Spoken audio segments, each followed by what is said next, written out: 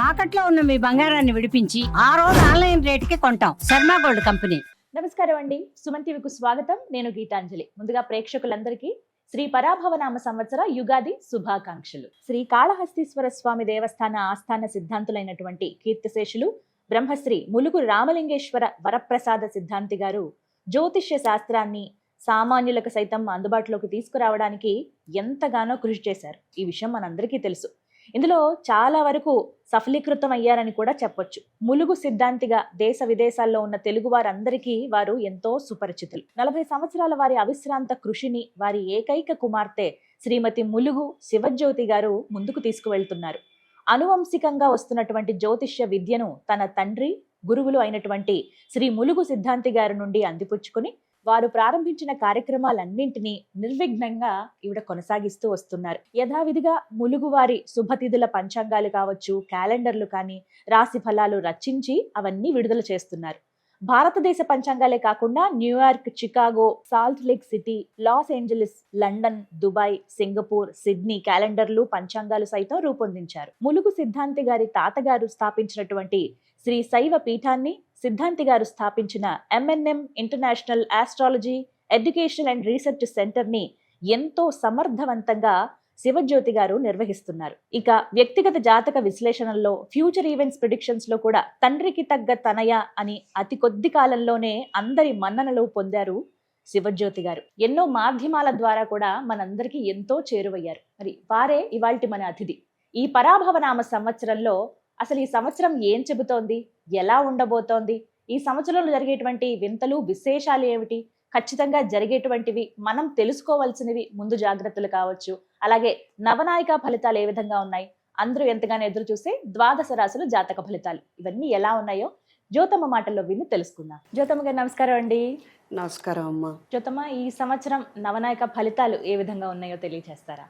మా గత సంవత్సరము యుద్ధం అనివార్యం అవుతుంది మన భారతదేశానికి, ప్రతికూల ప్రభావం ఉంది అని మనం రాసాము. అది యథార్థంగా జరిగింది. ఆపరేషన్ సింధూర్ మనం చూసాము. ఇక్కడ మహిళలు రాణిస్తారని కూడా మనం రాసాం. ఎందుకంటే క్రితం నవనాయకులు అలాంటి ఫలితాలు ఇచ్చారు. ఖచ్చితంగా ఆ ప్రభావం అయితే ఉంటుంది. దాని బట్టే ఏవైనా ఖచ్చితంగా ఉంటుంది. ఇప్పుడు యుద్ధం చూస్తున్నాము. ఎలాంటి పరిస్థితి ఉందో, గుప్పెట్లో ప్రాణాలు పెట్టుకుని బతుకుతున్న పరిస్థితి చాలా వరకు. మిగతా మనకి రావాల్సిన ఆహార పదార్థాలు ఎక్కడి నుంచి బయటికి వెళ్ళవలసిన వాటన్నిటికి కూడా బ్రేక్ పడిపోయింది. గ్యాస్, వీటి వల్ల మనం ఎంత ఇబ్బంది ఫేస్ చేస్తున్నాం. ఇప్పుడు చూస్తున్నవి ఇవన్నీ. ఇవి ఇంకా ఏమైనా మన మీద ప్రభావం చూపిస్తాయా? నవనాయక ఫలితాలు బట్టి ఈ యుద్ధం ఏమైనా లింకప్ చేసి చూడాలా మనం అని అంటే ఏం చెప్తారు? అమ్మా, ఇక్కడ ఖచ్చితంగా లింకప్ చేసి చూడాల్సిందే. ఎందుకంటే మనకి నవనాయకులు ఉన్నారు, వాళ్ళకి ఉంటారు. వాళ్ళకి ఇచ్చినటువంటి అంటే రాజు, మంత్రి వీళ్ళిద్దరు చాలు కదా. సైన్యాధిపతి, క్రితం సైన్యాధిపతి మనకి శనేశ్వరుడు. అంటే ఆయన తప్పు జరిగితే ఉపేక్షించడు. ఆయన అసలు ఒప్పుకునే ప్రసక్తే లేదు. తిరుగుబాటు దండయాత్ర అంతే. క్రితం అదే జరిగింది మన విషయంలో. మనకు అన్యాయం జరిగింది, అధర్మం జరిగింది. కాబట్టి సైన్యాధిపతిగా ఆయన ఉన్నందుకు ఆయన యుద్ధం ప్రకటించాడు. మనం అలానే చేసాం కూడా. ఎందుకంటే యుద్ధం జరుగుతున్నప్పుడు లేదా ఇతర విషయాలను మనం చూసుకుంటే రాజు, మంత్రి, సేనాధిపతి వీళ్ళని చూసుకుంటే సరిపోదా మన భవిష్యత్ ఏంటనేది? బయట పరిస్థితులు అయితే ముమ్మాటికి బాలేదమ్మా. మన పరిస్థితి ఏంటంటే బిక్కుబిక్కుమంటూ భయపడుతూ ఉండడము, 2 చాలా ఘోరాలు, రక్తపాతము, చాలా భయంకరమైనటువంటివి చూసేటువంటి దౌర్భాగ్యపు స్థితి మాత్రం మనకుంది. ఒకందుకు ఒకంత అదొకటి మనకి మేలు. మన వైపు అయితే ఇబ్బంది వచ్చింది ఏమీ లేదు. ఒకవేళ మన దేశం మీద రాయి వేయటానికి ప్రయత్నించినా కూడాను నిస్సందేహంగా మన వాళ్ళు ఏం ఊరుకోరు. ఆ రాయి గాల్లోనే ఆగిపోతుంది, వెళ్ళిపోతారు.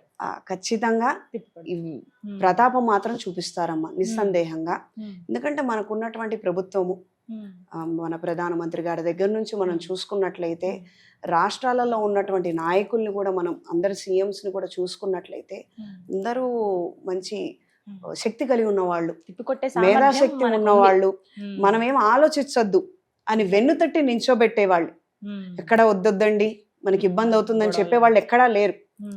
ఎక్కడ ఏ రాష్ట్రంలోనూ లేదు. అసలు మన తెలుగు రాష్ట్రాలు అయితే చెప్పనక్కర్లేదు. ఆర్థికంగా కూడా మనం దేశానికి బ్యాక్ బోన్ గా మారబోతున్నాము, మారాము ఆల్రెడీ. అండ్ ఫర్దర్ గా కూడా మనం అలానే ఉండబోతున్నాము. మన రాష్ట్ర నాయకులు కూడా అలానే ప్రవర్తించబోతున్నారు. వాళ్ళు దేనికి వెనుకంజ వెయ్యరు. మన దేశానికి వచ్చిన ఇబ్బంది ఏం లేదు, కానీ చుట్టుపక్కల వాతావరణం మాత్రం కలుషితం అవుతుంది. అవి చూడవలసినటువంటి దౌర్భాగ్య పరిస్థితి మనకు ఉంది. ప్రధానంగా మన రాజు గురువై ఉన్నారు. మనం నవనాయకులు ఇచ్చే ఫలితాలను చూద్దాం. రాజ్యాధిపత్యం గురువుకి రావడం మంచిదే. పాలనా పరంగా నూతన సంస్కరణలు అమల్లోకి వస్తాయి. బంగారం ధర అధికంగా పెరుగుతుంది. ఆధ్యాత్మిక చింతన ప్రజల్లో ఎక్కువవుతుంది. ప్రజల ధోరణి, ఆలోచన విధానం మార్పు వస్తుంది. భూమి లోపల పండే దుంపకూరలు అధిక ధర కలిగి ఉంటాయి. ఇది వ్యవసాయదారులకు మంచి విషయమే, కానీ కామన్ మ్యాన్ మాత్రం సఫర్ అవబోతున్నారు. అది బాధాకరమైనటువంటి విషయం. మంత్రి కుజుడు, ఉగ్రగ్రహమైన కుజుడికి మంత్రిత్వం రావడం మంచిది కాదు. అంతర్యుద్ధాలు, యుద్ధాలు, పేలుడు సంఘటనలు అధికమవుతాయి.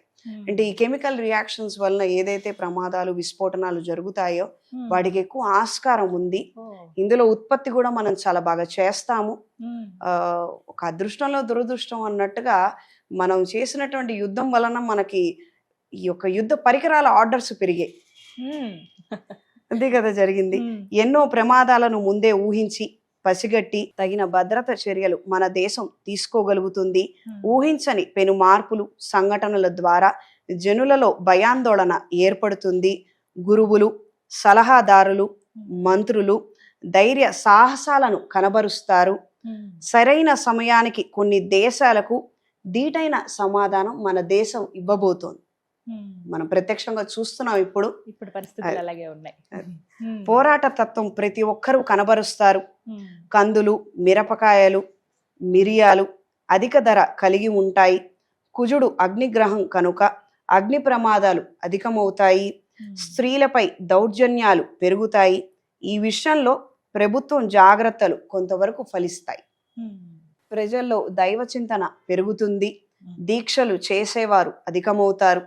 సేనాధిపతి చంద్రుడు, రాష్ట్రాలకు మధ్య తీవ్ర విభేదాలు ఆశ్చర్యాన్ని, భయాన్ని కలిగిస్తాయి. ఇది కొంతకాలం ఉంటుంది, ఇబ్బంది ఏం లేదు.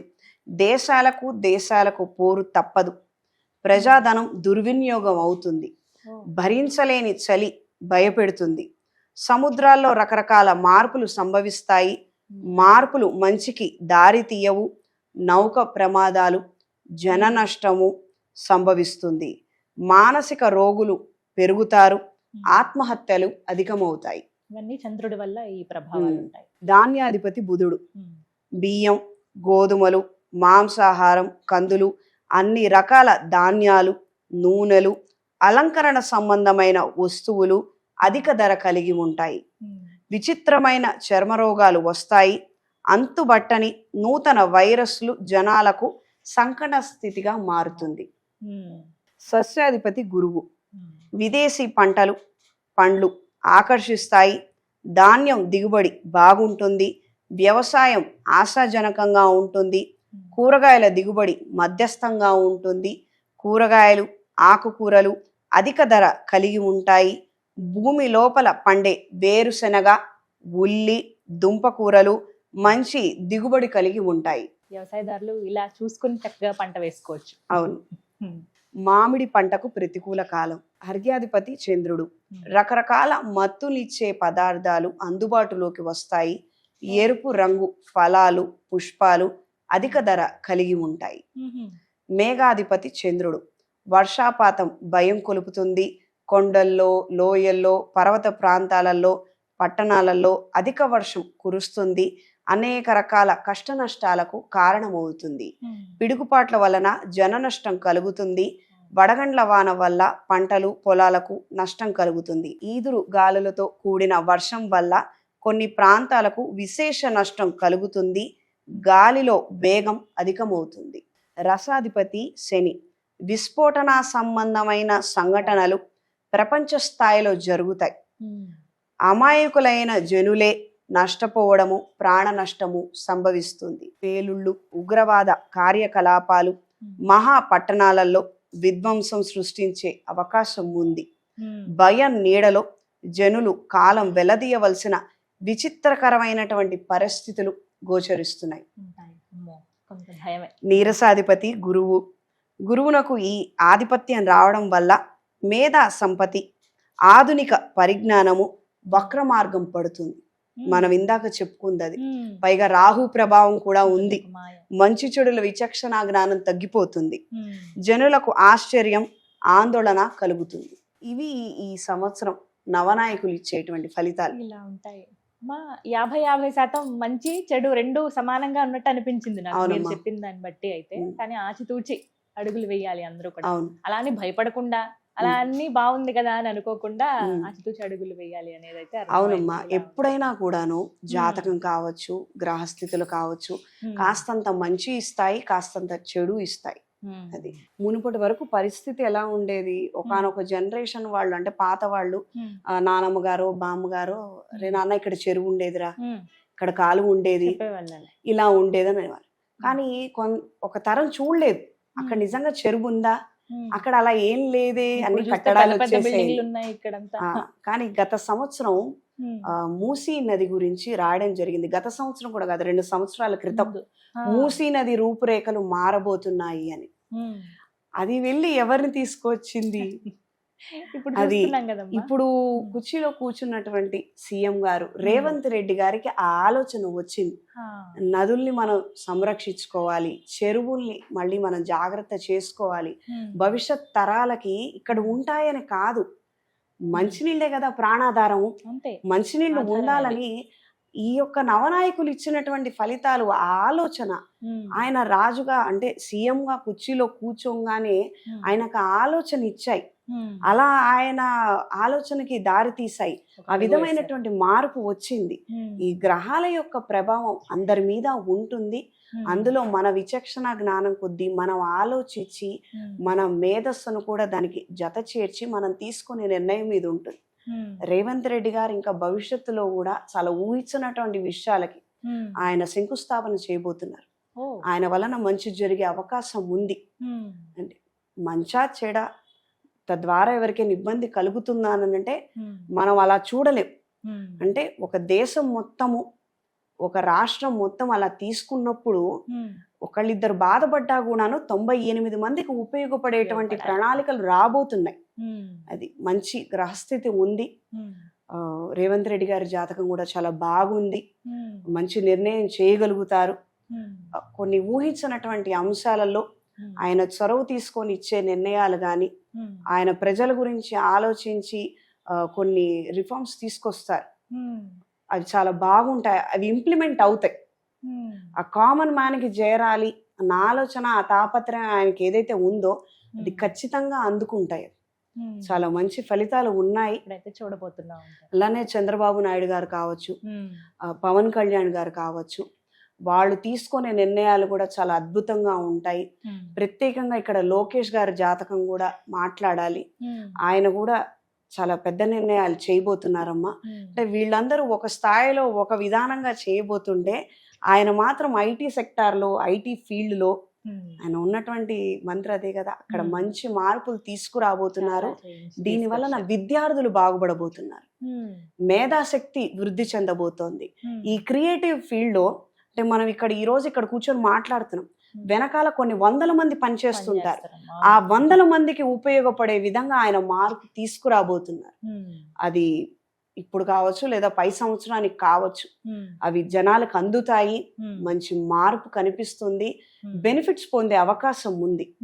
వాళ్ళు ఏదైతే మార్పు చేస్తున్నారో, చేయాలన్న ఆలోచన ప్రణాళిక ఉందో నిదానంగా ఇంప్లిమెంట్ అవుతుంది, అంత మాత్రమే.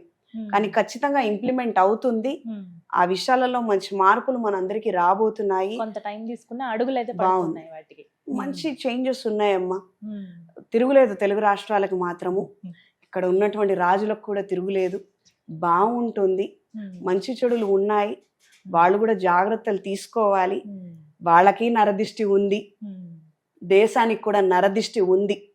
క్రితం ఆపరేషన్ సింధూర్లో మనం విరుచుకుపడ్డాం. ఎన్ని దేశాలు ఏడ్చాయమ్మా.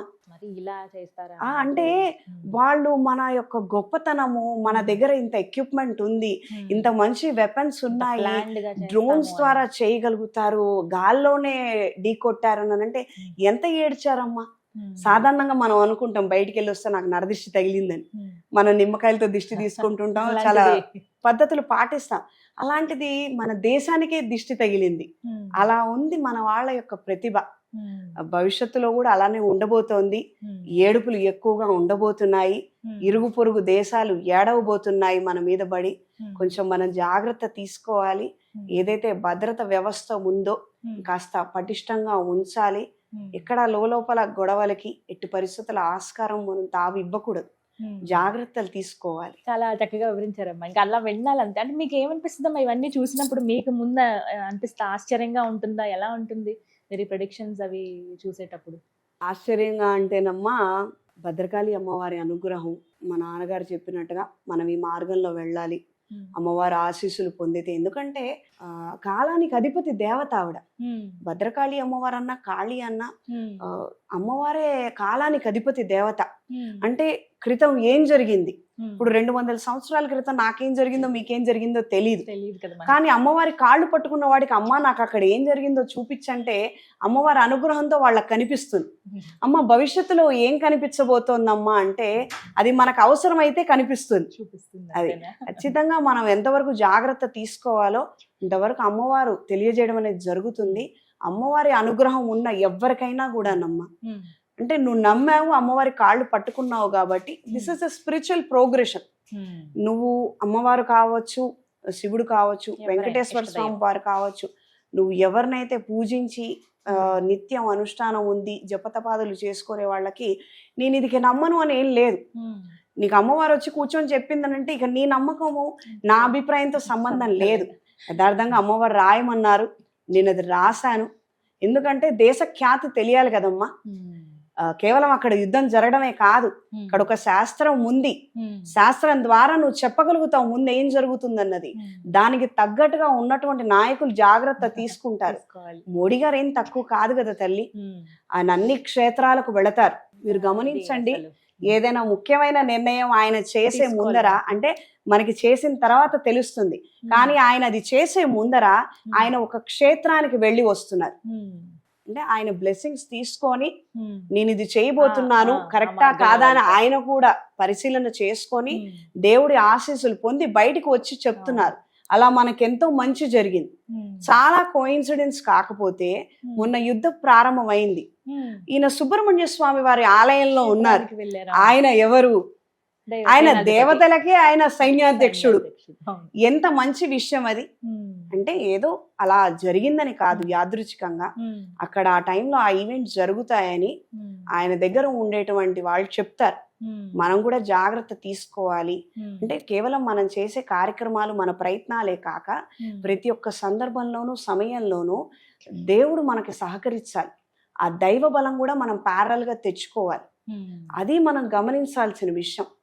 ఎవరైనా మన పెద్దవాళ్ళని చూడండి, రేవంత్ రెడ్డి గారిని చూడండి, కేసీఆర్ గారు కావచ్చు, వాళ్ళ పిల్లలు కావచ్చు, అలానే చంద్రబాబు నాయుడు గారు, లోకేష్ గారు, పవన్ కళ్యాణ్ గారు, మోడీ గారు, ఇలా చెప్పుకుంటూ పోతే అందరూ కూడాను అమ్మవారిని పూజిస్తారు, చండీ యాగం చేయించుకుంటారు.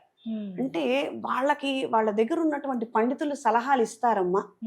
పూర్వం రాజులు ఆంతరంగిక సమావేశాలను జరిగేవి, మీరు కథల్లో వినుంటారు కదా. రాజుకి ఇది రాబోతోంది, మీరు ఈ జాగ్రత్త చెయ్యండి అని చెప్పేవాళ్ళు ఉన్నారు. అలానే మన వాళ్ళు అవన్నీ కూడా తూచా తప్పకుండా పాటిస్తున్నారు కాబట్టి మన దేశం ఇంత పటిష్టంగా ఉంది. మన దేశం బాగుంది, భవిష్యత్తు కూడా బాగుంటుంది, ఇబ్బంది ఏం లేదు. జ్యోతమ్మ, ఇలా ప్రిడిక్షన్స్ అవి చూస్తూ ఉంటారు కదా, మీరు చూసినప్పుడు మీకు ఏమనిపిస్తూ ఉంటుంది? కొన్ని అంటే భయం అనిపిస్తాయా, లేకపోతే ఇది జరగాలనా, లేకపోతే ఓ ఇలా ఉందా అని మీకు ఆశ్చర్యం అనిపించేవి, ఇలా ఏదో ఒకటి మీరు ఎదుర్కొంటారు కదా, అనుభూతి ఎలా ఉంటుంది అసలు? అమ్మా, ఇది కాస్తంత విచిత్రమైనటువంటి పరిస్థితి. జ్యోతిష్కులుగా ఈ ఫీల్డ్ లో ఉన్న ఎవరికైనా కావచ్చు, లేదా అమ్మవారి అనుష్ఠానం చేసే వారికి కావచ్చు, అంటే యథార్థంగా జరిగేది కంటికి కనిపించడం వాస్తవం.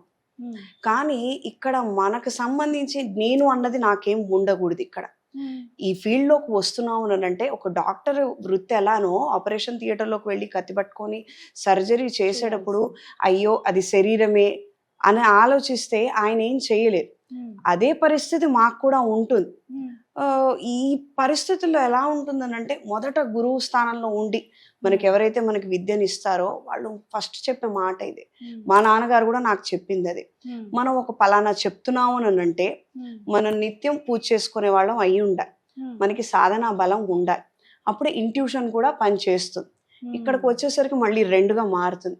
అవతల వ్యక్తి వచ్చారు, ఉద్యోగం లేదు, నాన్న కష్టపడుతున్నారు, ఇది అండ్ జాతకంలో యోగ్యత యోగం లేదు, తినే యోగం కనిపించడం లేదు, కానీ మనం ఈ స్థానంలో గురుస్థానంలో కూర్చున్నందుకు నాన్న నీకు కలిసి వస్తుంది, నువ్వు వెళ్ళి ప్రయత్నం చెయ్యని మనం చెప్పాలి.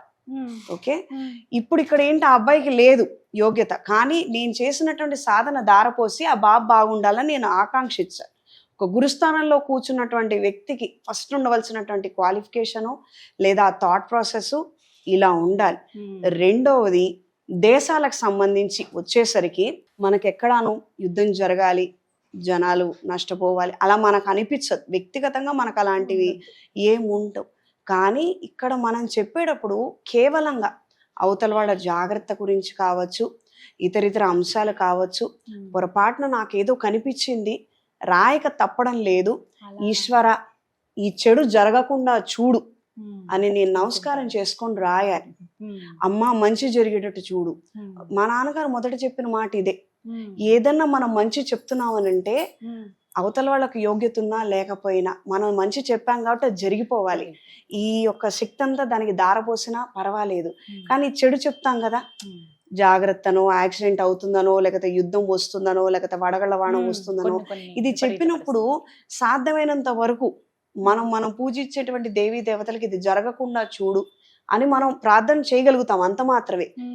ఈశ్వరుడి యొక్క ఆదేశానికి మనం ఎదురు వెళ్ళలేం. జరిగేది జరగక మానదు, ఆయన అలా తలిస్తే అది అలా జరగాల్సిందే, దాంట్లో మన ప్రమేయం ఏమీ లేదు. కొన్ని రాసేటప్పుడు మాత్రం బాధపడతానండి, యథార్థంగా పోయిన సంవత్సరం బాధపడ్డాను. అంటే ఇది జరిగి 6 నెలలు పైబడింది, నేను ఎక్కడా ఇంటర్వ్యూ ఇవ్వలేదు, నా ఛానల్లో ప్రస్తావన చేయలేదు. ఎందుకంటే నాకు బాధ అనిపించింది. నేను రాశాను, అది ఏమన్నా ఉపయోగమా? ఏమైనా 100 కోట్లు 1000 కోట్లు దేశానికి వచ్చాయి, దానివల్ల ఎవరికైనా ఉపయోగం వచ్చిందని అంటే మనం వచ్చి బయట 10 మందిలో నేను చెప్పానని చెప్పుకుంటే ఒక ఇది నాకు పర్సనల్ గా చాలా బాధగా అనిపించింది. అది జరగకూడదని నేను అనుకున్నాను, కానీ ప్రతికూల ప్రభావం అలా ఉంది, అది అలా జరిగింది. ఇప్పటికీ అది తలుచుకుంటే నాకు బాధగానే ఉంటుంది. అదేం మనం సంతోషపడే విషయం ఏం కాదు అది, కానీ తప్పదు కాబట్టి తప్పదు అంతే. మనం ఏం చేయలేం కదమ్మా. ఈ వృత్తి ఇది ఒక వృత్తిగా తీసుకుని దీనికి గౌరవం ఇచ్చి ఆ పని చేసి ఆ గౌరవం ఇచ్చాము, దాని వల్ల ఏదైనా 10 మందికి ఉపయోగపడేటట్టుగా మనం మార్గం చూపించాము, అంత మాత్రం చాలు. ఇక్కడ ఈ ఫీల్డ్ లో మాత్రం పర్సనల్ ఒపీనియన్స్ కి అభిప్రాయాలకు మాత్రం లేదు. కేవలంగా ఏంటంటే అక్కడ అమ్మవారు చెప్పింది మనం ఇక్కడ చెప్పాలి, అంతవరకే, దానికి ఇదే లేదమ్మా. 100% న్యాయం చేశారు అంతే అంతే.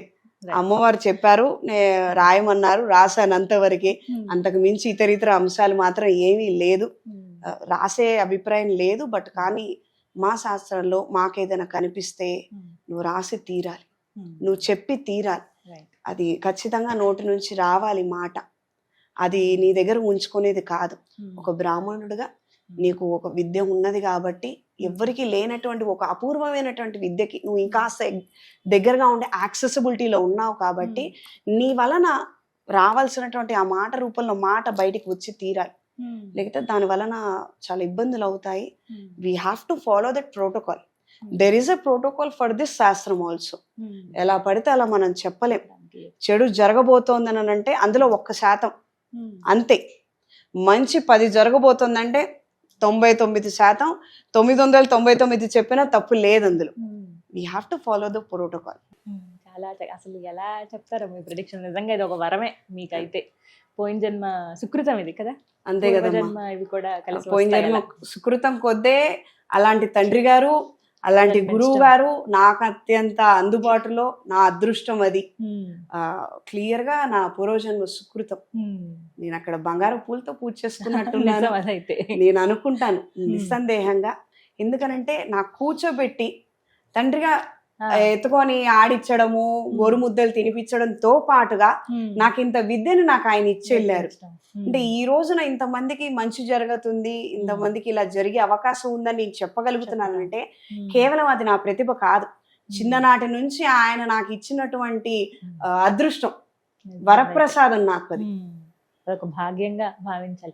మా అదృష్టం ఇలా ఇది మీరు కంటిన్యూ చేస్తూ ఇలా మాట్లాడడం అనేది. చాలా సంతోషం అమ్మా, చాలా చక్కగా వివరించారు. ధన్యవాదాలు. శుభతిథి పంచాంగం ప్రామాణికగా నా పరిజ్ఞానం సహకరించిన మేరకు శ్రీ పరాభవనామ సంవత్సరంలో ద్వాదశ రాశుల వారి ఫలితాలను, జరగబోయే సంఘటనలు, నవనాయక ఫలాలను తెలియజేశాను.